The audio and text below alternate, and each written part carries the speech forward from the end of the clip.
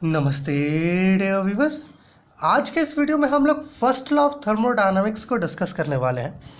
देखिए मेरे प्यारे व्यूअर्स, इस वीडियो में हम लोग करेंगे क्या। सबसे पहले तो हम लोग यहाँ जो आप स्टेटमेंट देख रहे हैं, इस स्टेटमेंट को हम लोग डिस्कस करेंगे, थोड़ा समझने का कोशिश करेंगे, है ना। साथ ही साथ इसी वीडियो में हम लोग जो है कुछ सिग्निफिकेंस की बात करेंगे कि भैया ये जो फर्स्ट लॉ ऑफ थर्मोडायनामिक्स है, आखिर ये क्यों इम्पॉर्टेंट है ना, क्या इंपॉर्टेंस है भैया इसका। और फिर हम लोग ये देखेंगे कि कुछ वैसे पॉइंट्स हैं जिनको ये first law of thermodynamics explain नहीं कर पा रहा है ना। अर्थात आप ऐसा कह सकते हैं कि हम लोग at lastly first law of thermodynamics के लिमिटेशंस पर भी थोड़ी चर्चा करने वाले हैं। तो मेरे प्यारे व्यूअर्स, सबसे पहले हमें स्टेटमेंट समझना होगा कि first law of thermodynamics actually हमें कहता क्या है। देखिए basically first law of thermodynamics जो है ये एक्चुअली हमें इक्विवेलेंस देता है हीट एनर्जी और मैकेनिकल एनर्जी के बीच का, है ना। तो इसको पहले तो यहाँ पर इस फिगर से समझने का प्रयास करते हैं, स्टेटमेंट इसके बाद देखेंगे। यहाँ पर मेरे प्यारे व्यूअर्स देखिए, हम लोगों ने क्या किया है, सिलेंडर लिया है, इसमें क्या है, एक पिस्टन फिटेड है ना। ये पिस्टन कैसा है, ये पिस्टन एक्चुअली फ्रिक्शनलेस वेटलेस है ना पिस्टन है, ठीक है, जो बहुत इजीली ऊपर नीचे मूव कर सकता है, ऐसा हम लोगों ने लिया है। और यहाँ पर गैस इनक्लोज्ड है। क्या इनक्लोज्ड है, गैस है ना, कोई भी गैस होगा, आइडियल गैस कह सकते हो आप, ओके। अब मेरे प्यारे व्यूअर्स, मान लीजिए हम लोगों ने क्या किया, इस गैस को नीचे से या कहीं से भी कुछ हीट प्रोवाइड किया, है ना, हीट सप्लाई किया। क्या किया, ये जो यहाँ पर जो गैस है, ये जो सिस्टम है, एक प्रकार से गैस सिस्टम ही हुआ, थर्मोडायनामिकल सिस्टम, ओके। इसको जब हम लोग क्या करेंगे, कुछ अमाउंट ऑफ हीट देंगे, है ना, कुछ अमाउंट ऑफ हीट दे देंगे, तो क्या करेगा हमारा जो गैस है, ये क्या करेगा, ये इस अमाउंट ऑफ हीट को, है ना, जो हम लोग उसको दे रहे हैं, इसका कुछ हिस्सा ये अब्जॉर्ब कर लेगा, ठीक है, अब्जॉर्ब कर लेगा। क्यों अब्जॉर्ब करेगा, क्योंकि ये खुद का इंटरनल एनर्जी को इंक्रीज करेगा, और जो बचा खुचा हिस्सा होगा उससे ये क्या करेगा, कुछ अमाउंट ऑफ वर्क डन करेगा, अर्थात ये एक्सपेंड करेगा, जिससे ये पिस्टन जो है ये ऊपर की तरफ मूव करेगा, जैसा कि आप यहाँ पर इस फिगर में देख पा रहे होंगे, है ना। ये स्टेट 1 था, है ना, जब हम लोगों ने इसे हीट दिया तो ये स्टेट 2 कुछ इस प्रकार से आ गया, okay. So basically first law of thermodynamics हमें ये बताता है कि जो अमाउंट ऑफ हीट हम लोग सप्लाई कर रहे हैं किसी भी सिस्टम को, ओके, तो वो सिस्टम क्या करती है, कुछ एक्सटर्नल वर्क डन करती है स्टेट 1 से स्टेट 2 जाने में, है ना। तो जो अमाउंट ऑफ हीट हम लोगों ने सप्लाई किया है वो एक्चुअली सम होता है एक्सटर्नल वर्क जो ये गैस कर रही है एक्सपेंशन के समय।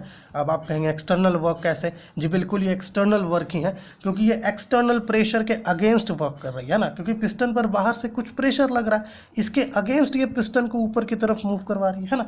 सो यहाँ पर ये कुछ एक्सटर्नल वर्क कर रही है इसका, और जो इंक्रीज इन इंटरनल एनर्जी है इसका, इन दोनों का जो सम है वो हीट सप्लाइड से इक्वल होगा। इसी चीज़ को, है ना, फर्स्ट लॉ ऑफ थर्मोडायनामिक्स हमें बताता है।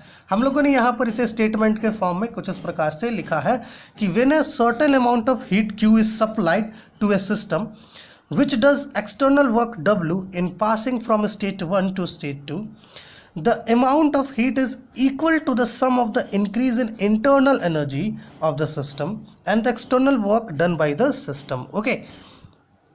तो बेसिकली ये क्या कह रहा है, ये कह ये रहा है कि जब हम लोग एक सर्टेन अमाउंट ऑफ हीट किसी भी एक सिस्टम को, किसी एक थर्मोडायनामिकल सिस्टम को प्रोवाइड करें, ओके, है ना, तो होता क्या है कि वो जो सिस्टम है वो कुछ एक्सटर्नल वर्क करती है ना, क्योंकि उसको हीट दे रहे हैं तो ऑब्वियस सी बात है वो हीट ऑब्जॉर्ब करेगी, हीट ऑब्जॉर्ब करेगी तो उसका इंटरनल एनर्जी, है ना, अर्थात बोलिए तो टेम्परेचर इंक्रीज करेगा, है ना, टेम्परेचर इंक्रीज करेगा तो इंटरनल एनर्जी इंक्रीज करेगा, ओके, है ना। तो बेसिकली वो स्टेट 1 से स्टेट 2 जा रही होती है ना, मतलब अपना स्टेट को बदल रही होती है। उस स्थिति में उसका इंटरनल एनर्जी भी कुछ इंक्रीज करता है और वो कुछ वर्क डन भी करती है। तो इन दोनों का जो सम है वो जो गिवन जो सप्लाइड हीट एनर्जी है उससे इक्वल होता है। यही हमारा फर्स्ट लॉ ऑफ थर्मोडायनामिक्स हमें बताता है, ओके। मैथमेटिकली, है ना, आप फर्स्ट लॉ ऑफ थर्मोडायनामिक्स को कुछ इस प्रकार से लिख सकते हो, Q is equal to U2 minus U1 plus W, okay. यहाँ पर Q क्या है, ये अमाउंट ऑफ हीट है जो हम लोगों ने सिस्टम को सप्लाई किया। U2 क्या है, ये फाइनल इंटरनल एनर्जी है, और U1 क्या है, initial internal energy. Okay, U2 minus U1 जो है ये आपका चेंज इन इंटरनल एनर्जी है। एक बात आपको बता दें कि हम लोग सिर्फ चेंज इन इंटरनल एनर्जी को ही कैलकुलेट कर सकते हैं, इंटरनल एनर्जी कितना है ये कैलकुलेट नहीं कर सकते। ओके, और यहाँ W क्या है, ये एक्सटर्नल वर्क डन है। Okay, this is the mathematical form for first law of thermodynamics. अब देखिए, फर्स्ट लॉ ऑफ थर्मोडायनामिक का एक डिफरेंशियल फॉर्म होता है। ओके, जो कुछ इस प्रकार का होता है, del Q is equal to D O plus del W, है ना। देखिए, ये डिफरेंशियल फॉर्म हम लोग तभी लिखते हैं जब स्टेट में जो चेंज होता है ना वो बहुत स्मॉल चेंज होता है। मान लीजिए कि हमारा सिस्टम जो है एक स्टेट से दूसरे स्टेट गया, है ना, लेकिन बहुत स्मॉल चेंज हुआ वहाँ पर स्टेट में उसका, तो उस स्थिति में हम लोग जो given first law of thermodynamics है उसको क्या करते हैं, डिफरेंशियल फॉर्म में कुछ इस प्रकार से लिखते हैं, del Q is equal to D U plus del W. यहाँ पर आपके मन में एक सवाल आएगा कि यहाँ पर हम लोग इसने जो इंटरनल एनर्जी है, चेंज इन इंटरनल एनर्जी, इसको डी यू लिखे हैं और इन दोनों को डेल के फॉर्म में लिखे हैं, ऐसा क्यों? ऐसा इसलिए मेरे प्यारे व्यूअर्स कि जो डी यू है ना, ये जो इंटरनल एनर्जी है, ये एक्चुअली स्टेट फंक्शन है, इसकी वजह से हम लोगों ने इसे परफेक्ट डिफरेंशियल के फॉर्म में लिखा है। लेकिन यहाँ Q और W जो है ये परफेक्ट डिफरेंशियल के फॉर्म में हम लोगों ने इसलिए नहीं लिखा है क्योंकि ये पाथ फंक्शन होता है। Okay, so this is the mathematical form of first law of thermodynamics, and for small change in the state, है ना, of the system, you can use this mathematical form, है ना। और आगे बेसिकली हम लोग इसको जो है कुछ इस फॉर्म में यूज़ कर रहे हैं, D Q is equal to D U plus D W हम लोग हर जगह पर प्रयोग करेंगे, ठीक है ना। तो ये है फर्स्ट लॉ ऑफ थर्मोडायनामिक्स। अब बात कर लेते हैं फर्स्ट लॉ ऑफ थर्मोडायनामिक्स के सिग्निफिकेंस की, है ना। मेरे प्यारे viewers, first law of thermodynamics क्यों इंपॉर्टेंट है?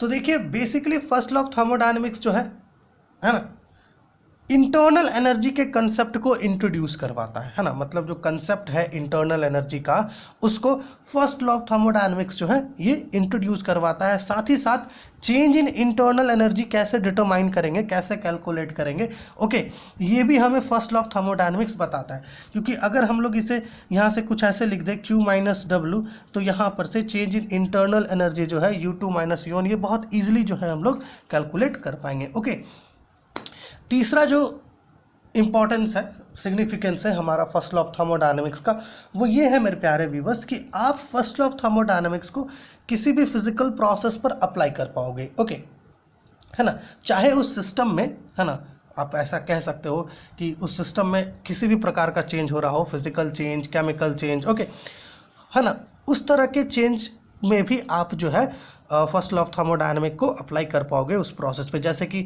आप फर्स्ट लॉ ऑफ थर्मोडायनामिक को मेल्टिंग प्रोसेस, बॉइलिंग प्रोसेस पर अप्लाई करके रिजल्ट्स देख सकते हो, है ना। So basically these are the significance importance of first law of thermodynamics, यहाँ पर हम लोगों ने लिख कर रखा है। Okay, it introduces the concept of internal energy. Okay, दूसरा, it provides the method for determining the change in internal energy, and the third one is it is applicable to any process by which a system undergoes a physical or chemical change. Okay, now this is the first law of thermodynamics and its significance, है ना, यहाँ पर इसका significance। अब बात करते हैं limitations की। मेरे प्यारे व्यूअर्स, हम लोगों ने पढ़ा कि भैया जो फर्स्ट लॉ ऑफ थर्मोडायनामिक्स है, ये हमें जो है बता रहा है कि हीट सप्लाई करे तो जो हमारा सिस्टम है वो कुछ वर्क डन भी करता है और खुद के इंटरनल एनर्जी को भी इंक्रीज करता है। ये सारी चीज़ें हम लोगों ने यहाँ पर समझ लिया, चलिए ठीक बात। अब मेन बात क्या है कि हमें फर्स्ट लॉ ऑफ थर्मोडायनामिक्स ये तो बता रहा है कि चलिए हीट देंगे तो वो कुछ वर्क डन करेगा, लेकिन ये नहीं बता रहा कि कितना अमाउंट ऑफ हीट जो है ये वर्क में कन्वर्ट करेगा, है ना। दूसरा, फर्स्ट लॉ ऑफ थर्मोडायनामिक्स हमें ये नहीं बता रहा कि भाई जो हीट हम लोग दे रहे हैं वो कहाँ से कहाँ फ्लो करेगा, क्या हॉट से कोल्ड बॉडी फ्लो करेगा या कोल्ड से हॉट बॉडी फ्लो करेगा, इसके बारे में भी कोई नॉलेज ये नहीं देता फर्स्ट लॉ ऑफ थर्मोडायनामिक्स, है ना। ये जो हमने कहा हीट कहाँ से कहाँ फ्लो करेगा, है ना, इसके बारे में हमें जीरोथ लॉ ऑफ थर्मोडायनामिक्स बताता है, जो फर्स्ट लॉ ऑफ थर्मोडायनामिक्स के बाद आया था। ओके, एंड द थर्ड जो इम्पॉर्टेंट लिमिटेशन है फर्स्ट लॉ ऑफ थर्मोडायनामिक्स का, वो ये कि फर्स्ट लॉ ऑफ थर्मोडायनामिक्स जो है ये हमें ये भी नहीं बताता है कि कितना अमाउंट जो है ना, हमारा हीट जो हम लोग प्रोवाइड करेंगे, कितना अमाउंट उसका कन्वर्ट होगा वर्क में, है ना, मैकेनिकल वर्क में कितना कन्वर्ट होगा, है ना। यहाँ पर हम लोगों ने लिमिटेशंस को लिख करके रखा है आपका फर्स्ट लॉ ऑफ थर्मोडायनेमिक्स का। पहले हम लोगों ने लिखा है it does not tell us under which condition heat will be converted into mechanical energy, okay, है ना। ऑब्वियस सी बात है, फर्स्ट लॉ ऑफ थर्मोडायनेमिक्स ये एक्सप्लेन ही नहीं करता है कि किस कंडीशन के अंडर जो मैकेनिकल एनर्जी, मतलब जो हीट एनर्जी है वो मैकेनिकल एनर्जी में या मैकेनिकल वर्क में कन्वर्ट होगा, ऐसा कुछ भी नहीं बताता वो, है ना। दूसरा, it does not tell us about the direction of transfer of heat, है ना। हीट तो हम लोग दे रहे हैं बट वो किधर से किधर ट्रांसफर होगा इसके बारे में ये कुछ भी नहीं बताता। Third point, it gives no indication why whole of heat energy can not be converted into mechanical energy, है ना, या मैकेनिकल वर्क, है ना। और ये हमें ये भी नहीं बताता है कि जो हम लोग हीट दे रहे हैं ये सारा हीट क्यों मैकेनिकल एनर्जी में कन्वर्ट नहीं हो सकता, है ना, इसके बारे में भी ये चीज़ नहीं बताता, तो ये इसका लिमिटेशन है, okay. So this is the statement for first law of thermodynamics. एक छोटा सा पॉइंट, बहुत इंपॉर्टेंट पॉइंट है differential form of first law of thermodynamics का।